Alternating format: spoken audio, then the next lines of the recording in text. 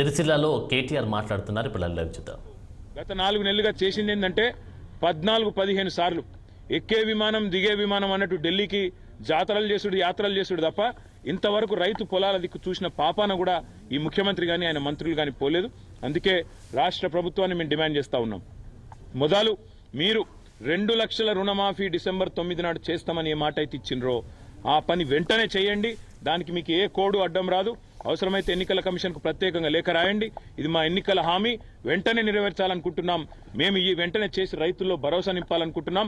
ఇప్పటికే దాదాపు 200 మంది రైతులు ఆత్మహత్యలు చేసుకున్నారు. కాబట్టి ఈ విషయంలో ప్రభుత్వం వెంటనే స్పందించాలనేది మొదటి డిమాండ్.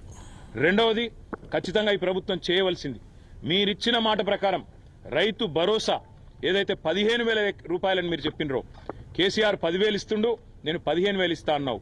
ఆ 15,000 కూడా ఇచ్చి మీరు మాట నిలబెట్టుకోవాలనేది రెండో డిమాండ్. మూడవది ముఖ్యమైనది, కౌలు రైతులకు రైతు కూలీలకు పైసలు ఇస్తా అన్నావు, వెంటనే ఇవ్వాలని చెప్పి కూడా మేము డిమాండ్ చేస్తా ఉన్నాం. నాలుగవది, రైతులకు ఎక్కడెక్కడైతే ఈరోజు పంట నష్టం జరిగిందో, మీ నిర్లక్ష్యం వల్ల పంట నష్టం జరిగిందో, మీరు నీళ్లు ఇవ్వకపోవడం వల్ల పంట నష్టం జరిగిందో, మీరు చెరువులు నింపకపోవడం వల్ల, మీరు వాగుల్లో నీళ్లు పంపు చేయకపోవడం వల్ల నష్టం జరిగిందో, ఆ రైతులకు గతంలో కేసీఆర్ గారు ఉన్నప్పుడు ఎకరానికి 10,000 రూపాయలు ఇస్తూ ఒక గవర్నమెంట్ ఆర్డర్ తెచ్చిండు. అదన్నా నిలబెట్టు, లేదా నీకు మాకంటే ఎక్కువ ప్రేమ ఉంటే 10,000 కాదు 25,000 రూపాయలు ఎకరానికి నష్టపరిహారం ఇవ్వాలని చెప్పి కూడా నేను డిమాండ్ చేస్తున్నా. ఇక నష్టపోయిన పంట ఎట్లాగూ పోయింది, మరి మిగిలిన పంటనన్నా ఇప్పుడు కోతలు కోసే టైం వచ్చింది.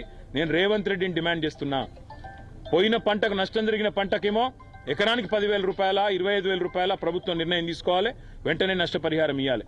పంట ఏదైతే కోతకొస్తున్నదో తొందరలో కొనుగోలు కేంద్రాలు ప్రారంభించాల్సిన అవసరం ఉంది. మీరే చెప్పినరు 500 రూపాయలు క్వింటాల్కు బోనస్ అన్నావు, మరి ఇప్పుడు వెంటనే క్వింటాల్కు బోనస్ అన్న ప్రకటించు. ఏ ఎన్నికల కమిషన్కు అవసరమైతే ప్రత్యేకంగా పోయి వాళ్ళకు ఉత్తరం రాసి ప్రత్యేకంగా కలిసి రైతులు కష్టాల్లో ఉన్నారు కాబట్టి చేయక తప్పడం లేదని చెప్పి వాళ్ళ పర్మిషన్ తీసుకొని వెంటనే మీ చిత్తశుద్ధి చాటుకోవాలని చెప్పి కూడా నేను రాష్ట్ర ప్రభుత్వాన్ని డిమాండ్ చేస్తున్నా. ఈ 6 డిమాండ్లు కూడా రాష్ట్ర ప్రభుత్వం వెంటనే మరి తక్షణమే దీని విషయంలో స్పందించాలి, ముందుకు రావాలి. రైతుల మీద ఏమాత్రం ప్రేమ ఉన్నా, ఈ ప్రభుత్వానికి ఏమాత్రం చిత్తశుద్ధి ఉన్నా వెంటనే స్పందించి ముందుకు రావాలని చెప్పి కూడా డిమాండ్ చేస్తూ మా నాయకులు మొత్తం అన్ని నియోజకవర్గాల్లో తిరుగుతూ ఉన్నారు, రైతులను కలుస్తూ ఉన్నారు. దయచేసి రైతులకు కూడా చేసే విజ్ఞప్తుల్లో ఒకటే, మీరు సరే ఏదో మంచి జరుగుతుందని ఆశించి మళ్ళా కొంత మోసపోయి కాంగ్రెస్ పార్టీని ఓట్లేసి గెలిపించుకున్నారు. అయినప్పటికీ మీ పట్ల ఇవాళ ఆ ప్రభుత్వం పట్టించుకోకపోయినా, మంత్రులు ముఖ్యమంత్రికి తీరిక లేకపోయినా మీ తరపున మేముంటాం, ప్రతి గ్రామానికి వస్తాం. కేసీఆర్ గారు కూడా స్వయంగా బయలుదేరి రాబోతా ఉన్నారు.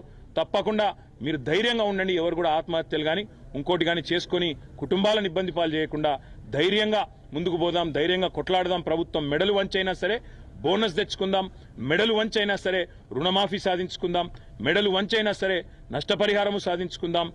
ప్రభుత్వం మెడలు వంచైనా సరే మేడిగడ్డ కూడా రిపేర్లు చేసి మన కాళేశ్వరం నీళ్లు మనకు వచ్చేటట్టు చేసుకుందామనే మాట కూడా విజ్ఞప్తి చేస్తూ, ఎవరు కూడా దయచేసి ఆత్మహత్య లాంటి తీవ్రమైన చర్యలకు పాల్పడవద్దని చెప్పి కూడా రైతులకు చేతులు జోడించి విజ్ఞప్తి చేస్తూ, మీ తరపున కేసీఆర్ గారు ఉన్నారు, మీ తరపున మేమందరం ఉన్నామనే మాట కూడా వారికి విజ్ఞప్తి చేస్తాం.